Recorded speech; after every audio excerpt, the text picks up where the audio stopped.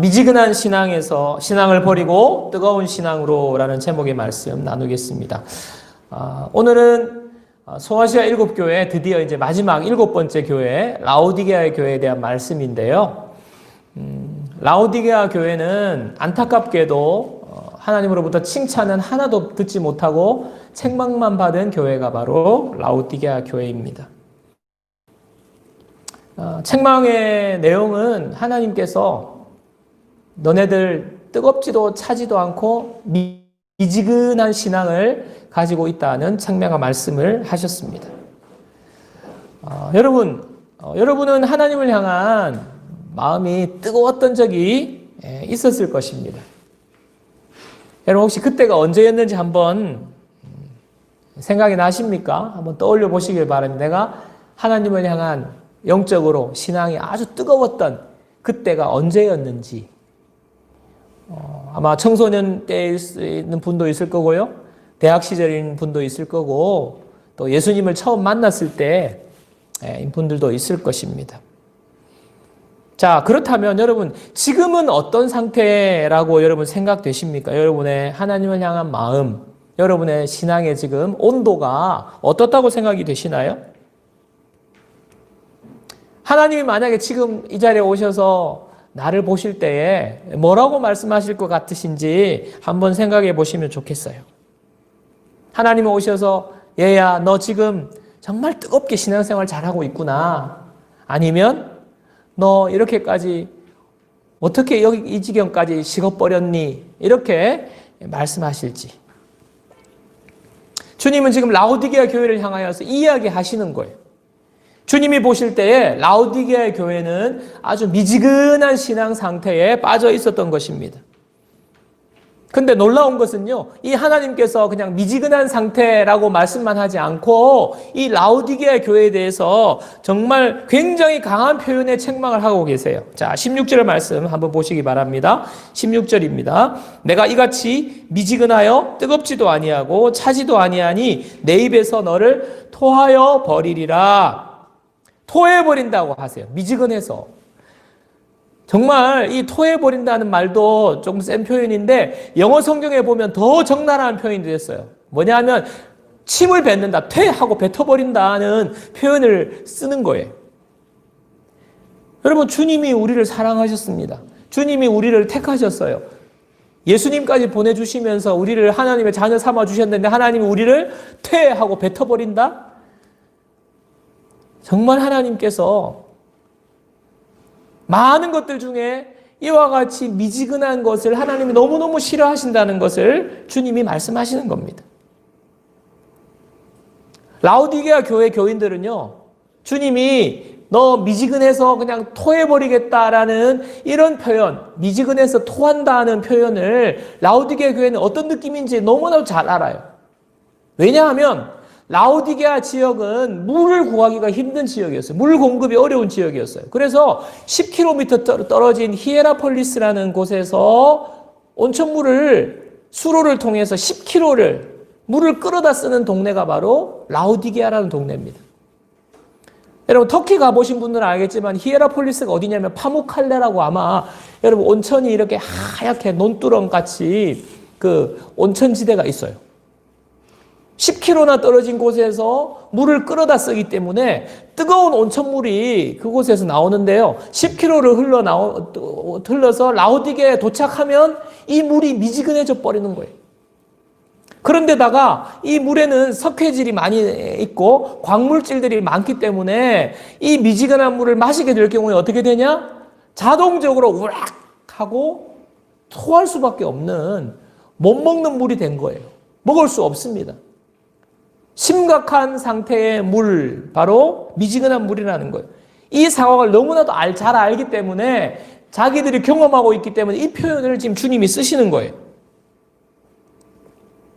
또한 라오디게아 교회는 라오디게아라는 도시는요, 부유한 도시였어요.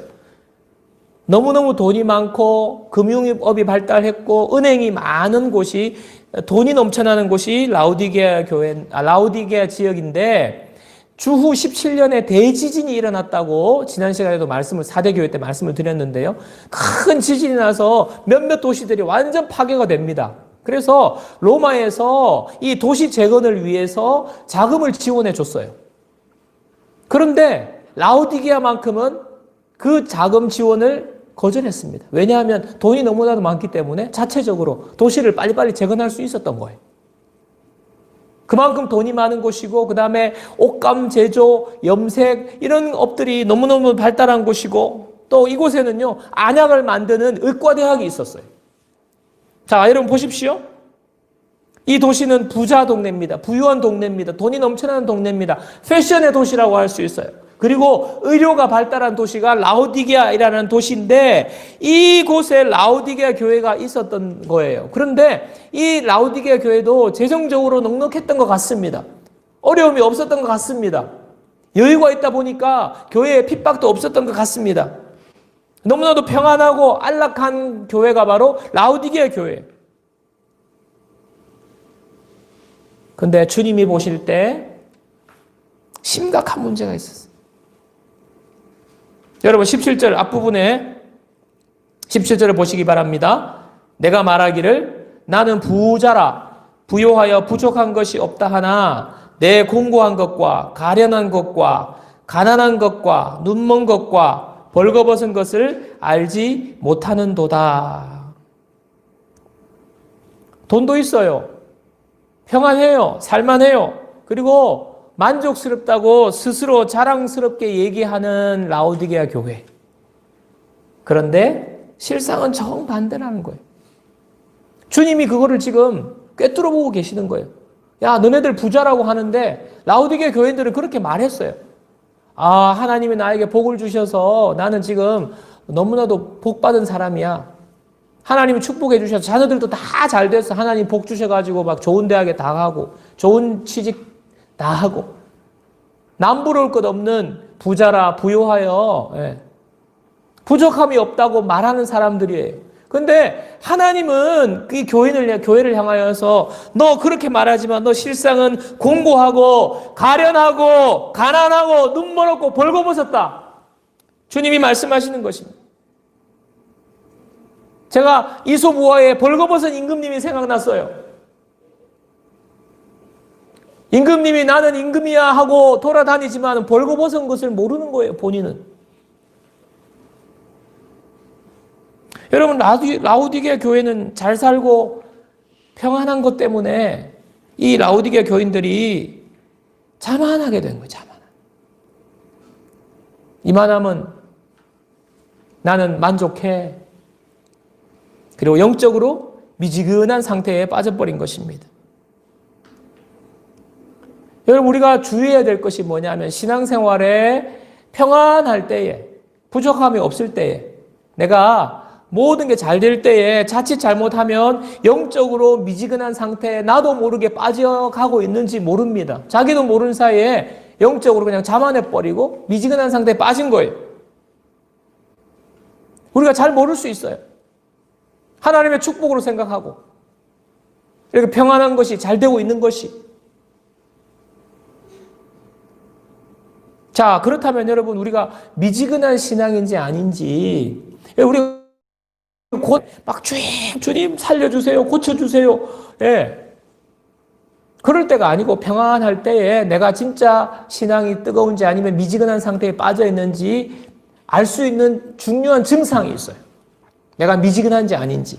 그게 바로 뭐냐 하면 바로 적당히라는 거예요. 적당히. 적당히 하지 뭘 그렇게 열심히 해. 별나게 그렇게 해. 내가 이 정도 하는 게 어디야. 목사님, 제가 이 정도 하는 것도 그냥 정말 대단한 겁니다. 목사님 왜 몰라줍니까? 저는 알고 있습니다, 여러분. 여러분들이 그래도 최선을 다해서 이렇게 신앙생활을 알고 있어요. 그런데 주님이 보실 때 과연 그게 최선이냐 하는 거예요. 주님이 보실 때 적당히가 아니냐 하는 것입니다. 적당주의. 적당주의야말로 미지근한 신앙 상태를 보여주는 거예요. 그대로. 제가 아는 청년 중에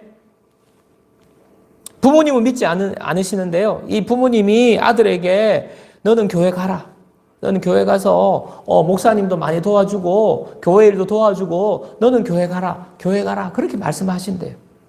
그 청년이 저한테 부모님 안부를 물으면 꼭 그 이야기를 해요. 목사님, 우리 부모님은요. 이렇게 이야기해요. 정말 귀하다는 생각이 들었어요. 목사님 잘 도와드려라. 그런데 그 청년이 부모님이 꼭 그렇게 이야기하고 마지막에 이런 말씀을 하신다는 거예요. 그러나 너무 깊이 빠지지 말고 적당히 해. 너 너무 깊이 빠지면 안 돼. 교회는 가고 목사님 도와드리고 목사님 밥도 사드리고 좋은데 너 너무 깊이 빠지면 안 돼. 적당히 해. 그 말씀을 꼭 하신다는 거예요. 여러분 사실 목회하면서 그런 이야기 좀 많이 들었어요. 뭐 초신자한테 가서 듣고 믿는 분 남편한테도 가서 듣고 많이 듣습니다. 여러분 근데 혹시 이 자리에 있는 여러분 중에 저와 여러분 중에 혹시 이런 생각 가지고 계신 분이 있다면요. 정말 미지근한 상태에 빠져 있다는 증거입니다. 여러분 신앙생활은 너무 깊이 빠지면 안 되는 겁니까? 도대체 그런 말의 근거가 뭔지 묻고 싶어요. 왜 신앙생활은 깊이 빠지면 안 되는 거예요? 마치 깊이 빠지면 잘못된 이단에 빠지는 것처럼 그런 겁니까? 여러분 그것은요 진짜 잘못 배웠기 때문에 그런 거예요. 여러분들 지금 그렇게 깊이 빠지면 안 되라고 생각하면서 그림을 그리고 있는 어떤 모습들, 여러분 그것은요 정상적인 모습이 아니에요. 그렇게 빠지면 물론 안 돼요. 그러나 신앙생활은 여러분 깊이 빠지면 안 되는 거냐고요. 여러분 신앙생활이 뭡니까? 잘 들으십시오. 신앙생활은 하나님을 알게 되고 하나님을 알아가고 하나님과 깊이 사랑의 교제를, 사랑의 관계를 누리는 것이 바로 신앙생활의 본질이에요. 본질. 다시 말씀드릴게요. 신앙생활이 뭡니까? 내가 하나님을 알게 되고 그리고 하나님을 더 알아가고 하나님과 사랑의 관계 속에서 하나님과 관계를 누리는 것이 신앙생활이에요. 근데 이 신앙생활을 깊이 빠지면 안 된다고요? 적당히 하는 게 좋은 거라고요? 여러분 자녀가 사랑하는 사람을 만나서 이제 결혼한다고 사랑하는 사람 데리고 왔어요. 여러분의 자녀들이 이제 배우자를 데리고 왔습니다. 그때 부모로서 두 사람 사랑해? 그래, 그럼 알겠어. 근데 결혼하는데 두 사람 너무 깊이 빠지면 안 돼? 두 사람 적당히 사랑하고 적당하게 살아. 결혼식장에 갔어요. 주례자가 신랑 신부를 앞에 두고 사랑하는 신랑 신부 두 사람 서로 사랑합니까? 두 사람 너무 깊이 빠지면 안 돼요. 두 사람 적당히 사랑하세요. 여러분 이렇게 말하는 부모가 어디 있겠으며 이렇게 말하는 주례자가 어디 있겠어요. 여러분의 남편이 여러분의 아내가 사랑하는 사람이 있는데 그 사람이 난 당신 깊이 빠지지 않을 거야. 당신한테 나 당신 적당히 사랑할 거야. 여러분 이렇게 말하는 사람이 어디 있습니까? 이렇게 생각하는 사람이 있다면요. 그 사람은 사랑의 관계가 아닌 거예요. 아내를 적당히 사랑하고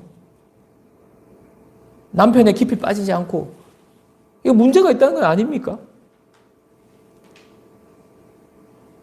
하나님이 우리를 너무 사랑하셔서 우리를 위해서 독생자 예수 그리스도를 이 땅에 보내실 만큼 십자가에 죽기까지 내어주실 만큼 하나님 우리를 사랑하셨는데 그래서 그 하나님께서 지금도 우리에게 말씀해 내가 너와 함께 하고 싶구나.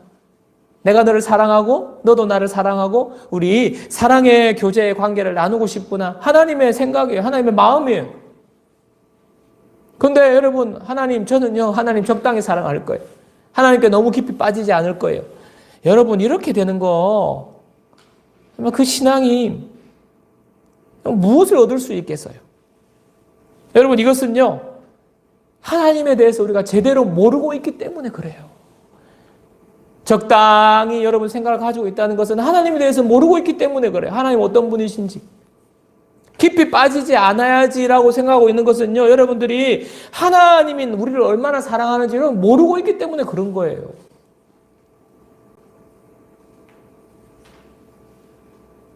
하나님에 대해서 알지 못하고 하나님에 대한 사랑이 식었기 때문에 우리가 그 생각을 하는 거예요. 적당히. 깊이 빠지면 안 돼. 또 신앙생활 적당히 또 깊이 빠지면 안 되라고 생각하는 사람들이 가지고 있는 생각 중에 하나가 경험에서 나오는 걸 수 있어요. 그런 생각을 했습니다. 왜냐하면 적당히 하는 것이 원래 사람과의 관계도 그렇잖아요. 너무 깊이 그 사람에게 마음을 줬다가 상처받은 적이 있어서 하나님과의 신앙도 관계도 그렇게 될까 봐. 그러니까 적당히 이렇게 거리를 두고 방어막을 치는 그 경험에서 우러나오는 것이라고 생각하는데요. 여러분, 하나님은 그렇지 않으세요. 하나님은 하나밖에 없는 아들, 독생자 예수님을 죽기까지 내어주실 정도로 우리를 사랑하신 분이 하나님이 그러실 분이 아니에요.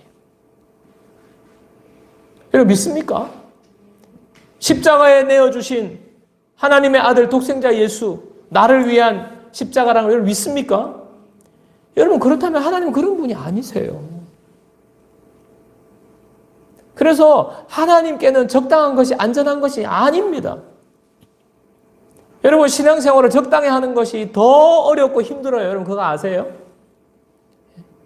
세상에 한 발 걸치고 하나님께 한 발 걸치고 세상으로 갔다가 교회로 왔다가 갔다 왔다 하는 것이 여러분 얼마나 여러분 이게 피곤하고 힘든 건지 아십니까? 여러분 양다리 걸쳐 보신 분 알 거예요. 양다리 걸쳐 보신 분 학창 시절에 웃을 줄 알고 했는데 아무도 안 웃었어요.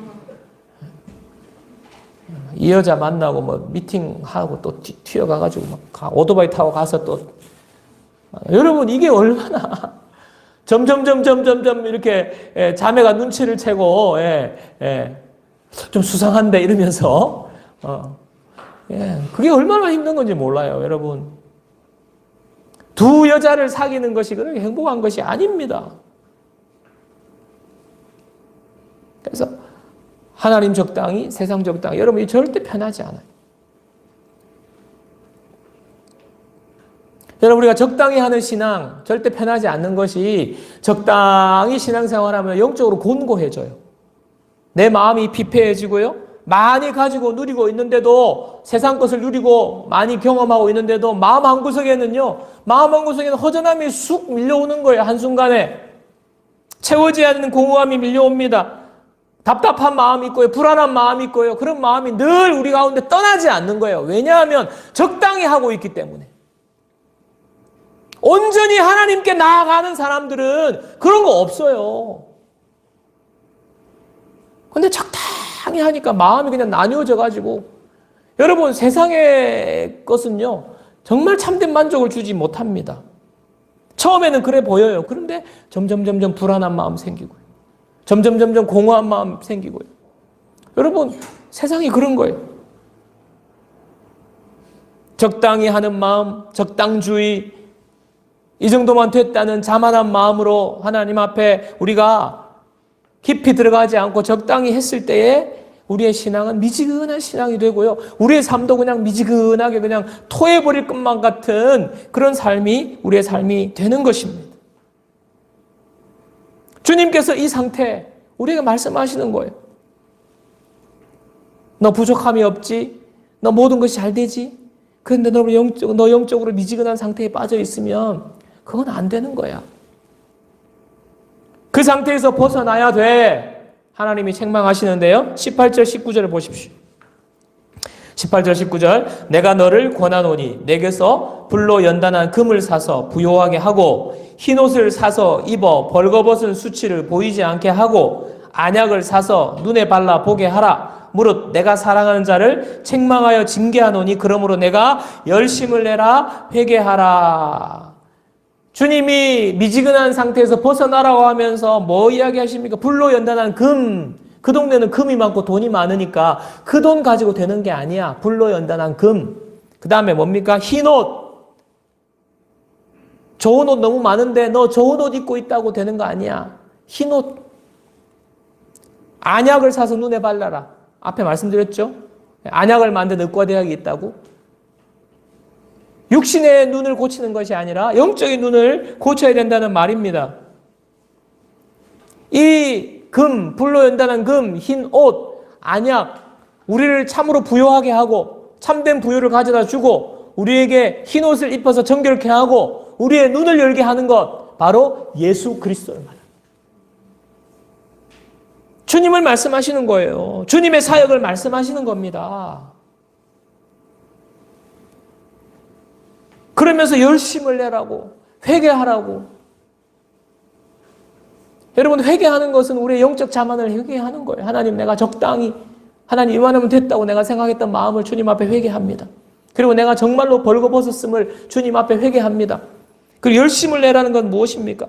여러분, 열심을 내라 그러면, 여러분, 목사님한테, 저한테, 그래요, 목사님, 저 열심히 하다가 상처받았어요. 예, 그럴 수 있습니다. 열심히 봉사했는데 격려는 받지 못하고 남들이 막, 저거 목사님한테 잘 보이려고 그러나부터 시작해가지고 상처받을 수 있어요.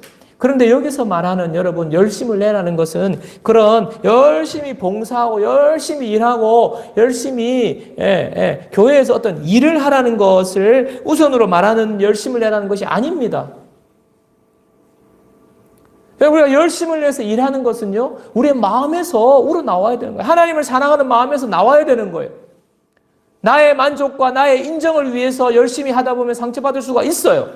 그러나 하나님을 향하여서, 하나님을 사랑하는 마음에, 여러분, 열심히 하는 것은 내가 그냥 하나님을 너무 사랑해서 내가 어떻게 하면 하나님 앞에 뭐라도 할까, 그래서 열심을 내는 거예요. 하나님을 바라보고 하나님께서 받으시는 열심이기 때문에 이런 열심은 상처받지 않습니다. 자, 무슨 말 하려고 하냐? 내 마음에서 열심으로 나와서 행동으로 이어지는 열심을 말하는 거예요. 결과로 나타나는 그런 열심이 바로 봉사, 일, 이런 것들입니다. 우선순위는 뭔지 아세요? 예수님을 향한 열심을 회복하는 거예요. 예수님을 향한 열심. 그래서 20절에 우리가 잘 아는 말씀이 등장합니다. 20절. 자, 우리 다 같이 읽어보겠습니다. 20절 다 같이요. 볼지어다 내가 문 밖에 서서 두드리노니 누구든지 내 음성을 듣고 문을 열면 내가 그에게로 들어가 그와 더불어 먹고 그는 나와 더불어 먹으리라. 열심을 내라, 회개해라 말씀하시고는 갑자기 내가 문 밖에서 두드린다, 문을 열면 내가 들어가서 같이 먹자. 지금 이 말씀이 나오는데 여러분, 이게 언뜻 이해가 안 돼요. 연결이 안 되는 것 같아요. 회개하라, 열심을 내라 이래놓고 갑자기 주님이 문을 두드리고 계신다. 바로 열심을 내는 것은 주님을 향한 열심을 내는 것이기 때문에 이 말씀을 하시는 거예요. 주님이 우리 문 밖에 서서 계십니다. 여러분, 이 말씀은 우리가 종종 사형리의 맨 마지막에 결단에 나오는데 사실은 불신자들한테 예수님 믿으세요, 예수님이 당신의 마음의 문을 두드리고 있습니다, 이렇게 말씀할 때 자주 말씀인데 사실은 거기에 배경이 맞지가 않아요. 라오디게아 교인들, 지금 교회 나오는 신앙생활 하는 사람들에게 주님이 말씀하시는 거예요. 내가 지금 너희들 문 밖에서 문 두드리고 있다.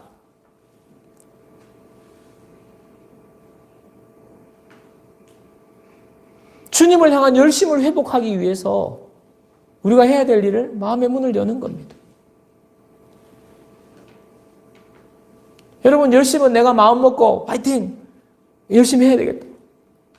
여러분, 내 힘과 노력으로 하는 열심이 아니라 예수님을 마음에 영접하고 예수님을 내 마음에 모시고 예수님과 함께 먹고 마시는 친밀한 교제를 나눌 때에 나타나는 열매가 바로 열심이고 나타나는 열매가 미지근한 신앙이 뜨거워지는 거예요. 주님이 내 마음속에 들어와 계시지 않고는 우리의 신앙이 뜨거워질 수 없어요.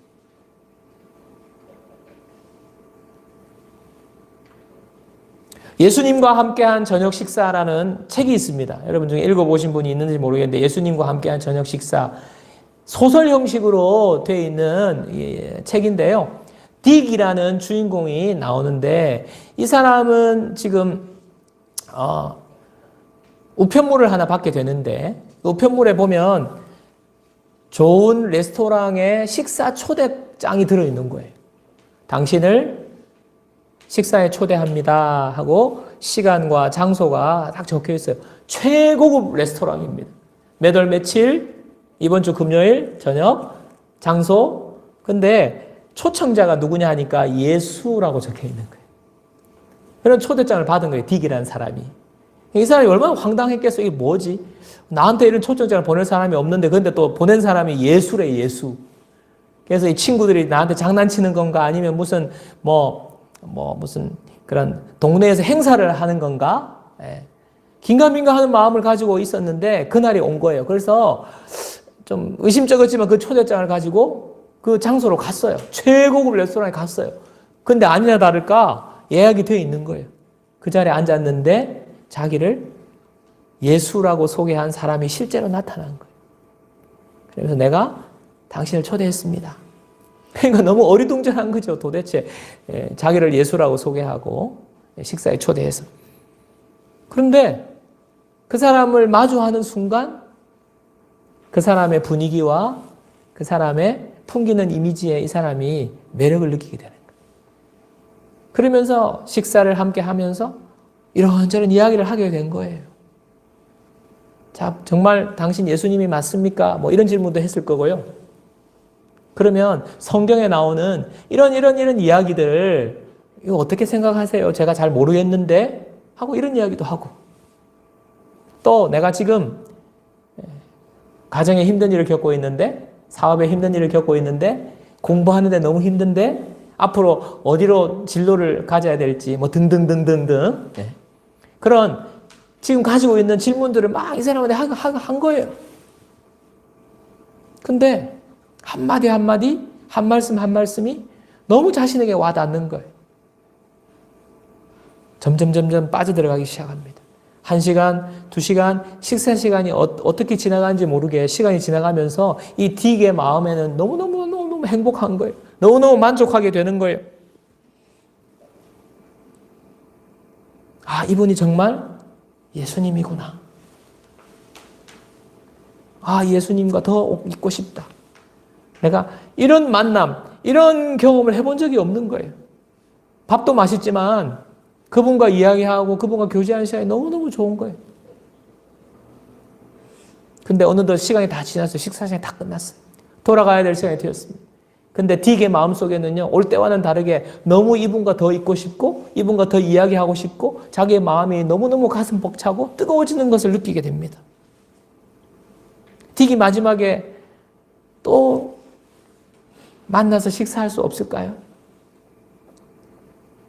예수님께 물어요. 그러자 그 남자가 명함 한 장을 딕에게 딱 주는 거예요. 명함을 보니까 명함 뒷면에 방금 저와 여러분들이 읽었던 요한계시록 3장 20절 말씀이 명함 뒤에 적혀 있는 거예요. 볼지어다 내가 문 밖에 서서 두드리노니 누구든지 내 음성을 듣고 문을 열면 내가 그에게로 들어가 그와 더불어 먹고 그는 나와 더불어 먹으리라. 여러분 지금 실제가 아닌 소설의 이야기입니다. 근데 이 이야기를 통해서 이 소설을 읽고 제가 설교를 준비하면서 이 책이 떠올랐어요. 왜냐하면 이 소설이 이야기하는 핵심은 여러분 예수님을 마음에 모시고 예수님과 교제하면요. 예수님을 더 알고 싶은 마음이 생긴다는 거예요. 예수님과 더 교제하고 싶은 마음이 생긴다는 거예요. 주님을 더 알고 싶은 갈망이 생긴다는 겁니다. 열정이 생긴다는 것입니다. 딕이 얼마나 만족했는지 몰라요. 초대장을 받았을 때는 이게 장난인가 긴가민가 하는 상태에 있었잖아요. 저는 이 상태가 바로 마치 우리가 미지근한 상태에 빠져 있는 그런 영적인 상태를 그 딕이 초대장을 받았을 때의 상태라고 생각합니다. 그런 건 아닙니까? 그런데 막상 그 자리에 가서 교제하면서 점점 마음에 만족이 생기고 행복감이 생기고 마음이 충만해지고 열정이 생기고 뜨거워지고 하는 놀라운 경험을 지금 하게 되는 그 과정인데요. 여러분, 바로 이것이에요. 정말 만족감이 생기고 마음이 뜨거워지고 더 주님을 알고 싶어하고 주님과 더 교제하고 싶고 이 열심인 상태, 뜨거운 상태, 주님을 갈망하는 영적인 뜨거운 상태는 내 의지로 되는 것이 아니라 주님을 만날 때예요. 그래서 마지막에 명함의 뒤에 그거잖아요. 더 이런 삶을 누리고 싶니? 이렇게 마음이 뜨거워지고 싶니? 만족감을 누리고 싶니? 내가 문 밖에 서서 두드리고 있어. 너가 마음의 문을 열면 오늘과 같이 이런 멋진 저녁 식사를 할 수 있는 거야. 바로 그거를 말씀해 주는 것 아닙니까? 여러분, 우리의 신앙이 뜨거워져야 합니다. 미지근한 신앙으로는 아무것도 할 수 없어요. 여러분, 신앙은 미지근한 상태에 있으면 점점 식어버리게 되는 것입니다.